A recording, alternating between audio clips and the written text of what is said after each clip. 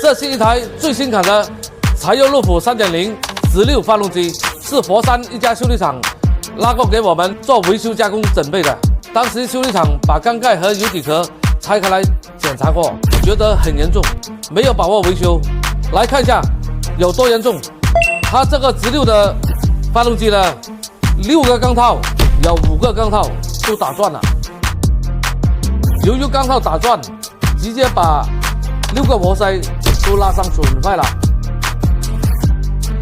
还有呢，这条曲轴的第2道连杆瓦拉伤的很严重，刚才我检查过，磨损了有50个丝了，弯曲也有30个丝。还有呢，这一整套的瓦片呢都废掉了，那这就是第2道的瓦片拉成这样去了。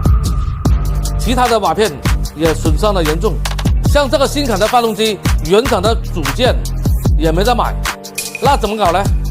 那我们还是要去找拆车件。其实这款发动机的拆车件也不好找，我找了半个中国才找到这些拆车件。由于这个车太新款了，这些拆车件的配件也相当的昂贵，像这些配件再贵也要把它修好啊，毕竟这台车才走了几万公里。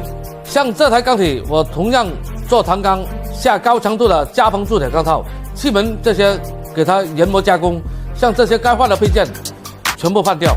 请大家继续关注，我是罗师傅。